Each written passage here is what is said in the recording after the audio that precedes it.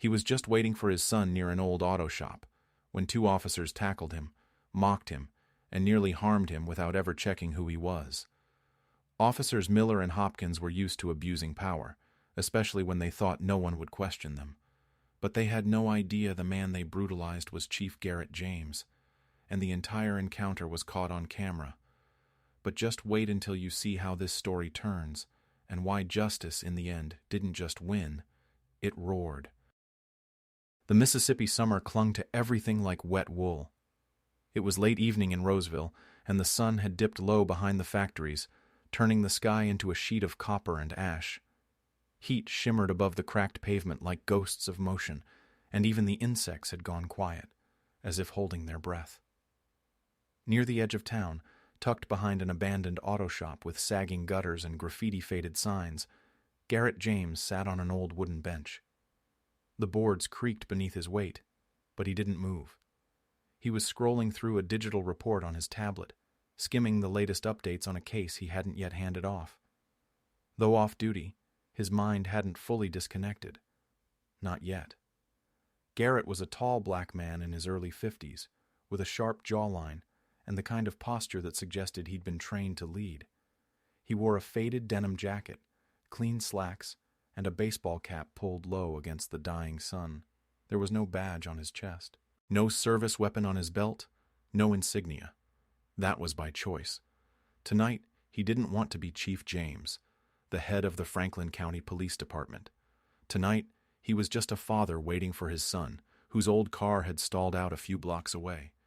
He didn't notice the patrol car until it had already rolled to a stop behind him.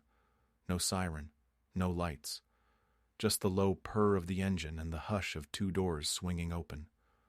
A white Ford Crown Victoria, the kind that hadn't been standard issue in years but still lingered in some precinct garages, had pulled up without warning. Two officers stepped out, Jason Miller and Drew Hopkins. Both were white, both had badges, and both had reputations that trailed them like cigarette smoke. They'd been flagged before, quietly, excessive force, racial profiling, but internal affairs always ruled inconclusive. One warning, then another.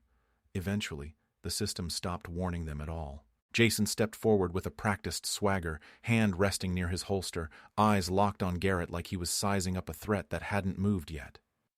"What you doing out here, boy?" he asked sharply. His tone wasn't curious. It was accusatory, prepared, as if the question was just a formality before the action began. Garrett looked up slowly from his tablet, unfazed but alert. "Waiting on my son," he replied. "His car broke down. We agreed to meet here." Drew circled to the side.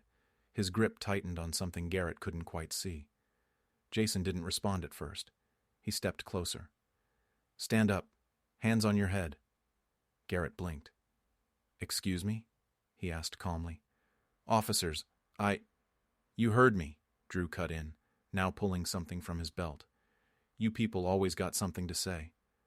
It was said casually, like it was just another Tuesday. Garrett stood slowly, not wanting to escalate.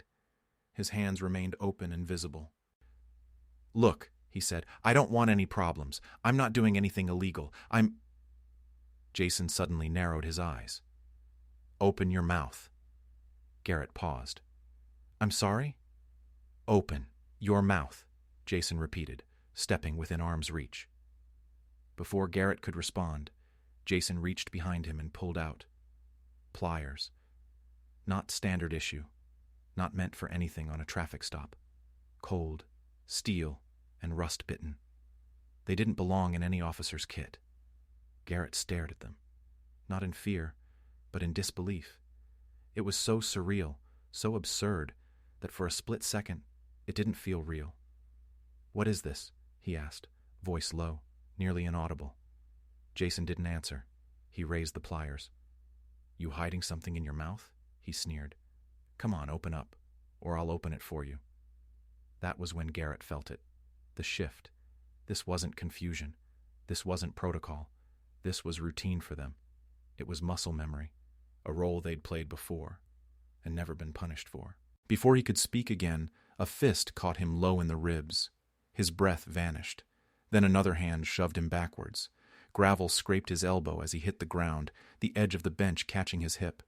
His cap flew off. The tablet clattered to the sidewalk. Jason leaned over him. "Let's have a look at that tongue, tough guy." Dust filled Garrett's mouth. He could taste blood from the inside of his cheek. The pliers glinted as they hovered too close. And then, with startling clarity, Garrett met his eyes and said calmly, "I'm the chief of police for this county, and you just destroyed your careers." A silence thicker than the heat settled over them. Drew froze.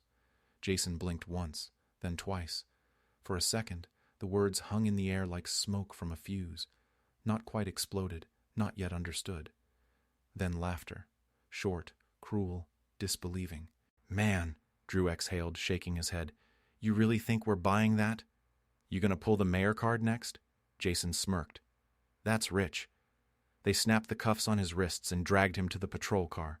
No ID check, no radio call, no confirmation, just assumptions, and the power to enforce them.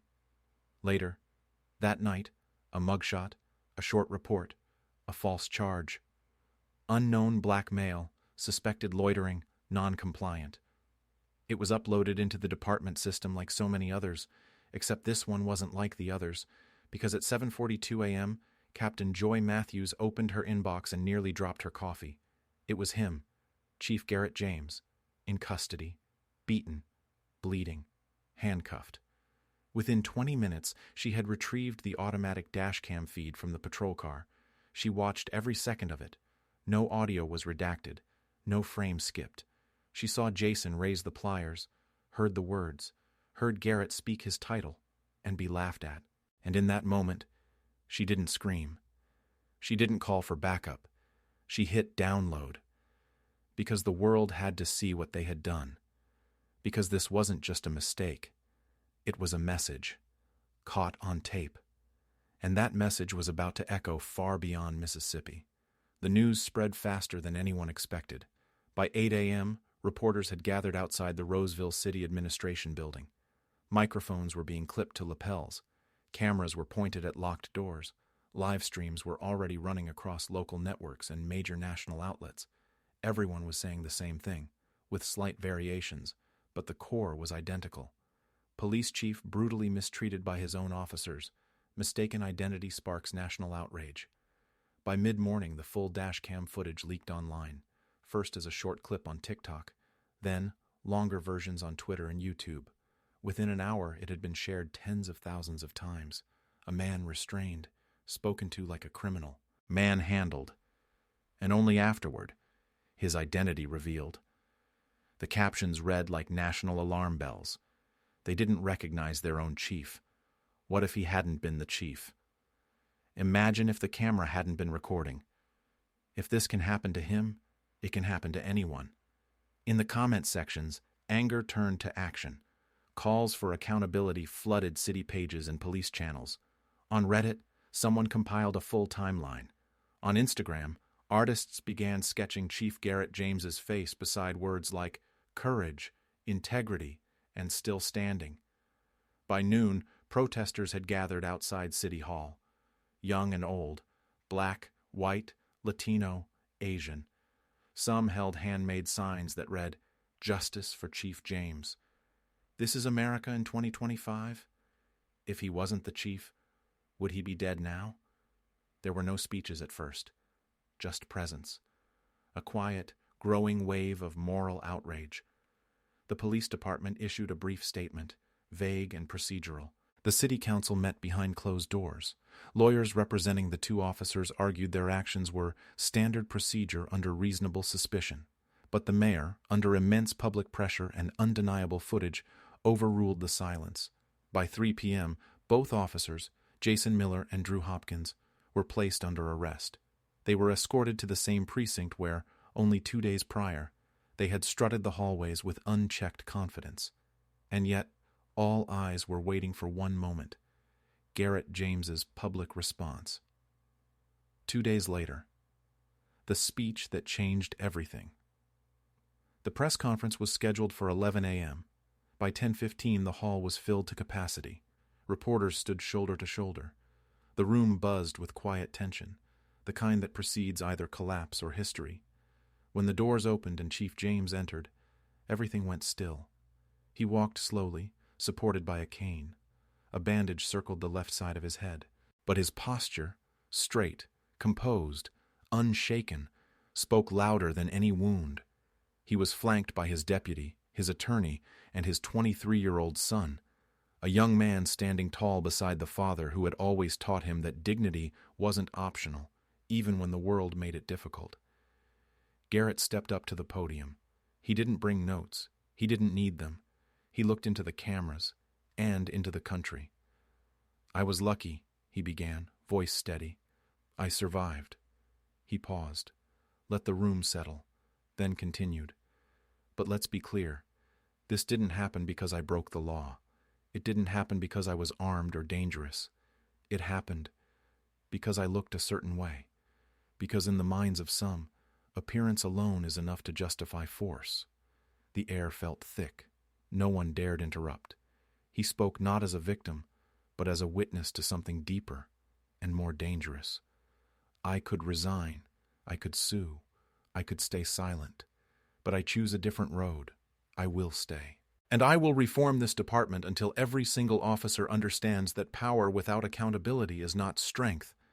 It's failure. A breath. And the first thing I will do, body cameras, mandatory, no exceptions, no dark corners where violence hides. Not anymore." Silence followed. Then, slowly, applause began. First cautious, then insistent, then deafening. Journalists dropped their pens. Viewers at home sat frozen. Not because they were shocked, but because someone had finally said what needed to be said, clearly, directly, and without vengeance. The aftermath. A fire that lit minds. The next morning, CNN called his statement a moral revolution. The Washington Post ran the headline, "A Chief Who Wouldn't Bow." In New York, protesters marched holding candles and quoting his words. The Department of Justice launched a full audit into the Roseville Police Department's use of force records. And somewhere in Brooklyn, a teenager posted this on social media. "I want to be a cop, like him, not to dominate, but to protect, not to hurt, but to stand between harm and hope. You don't need fists to win, just truth." And that was the point. Garrett James didn't win with rage. He didn't win with fists or lawsuits. He won with truth. He walked back into the very system that tried to break him, and chose to rebuild it from within. And in doing so, he lit something far more powerful than fear. He lit a standard, and people watched and remembered, because when a leader speaks with clarity, the world listens.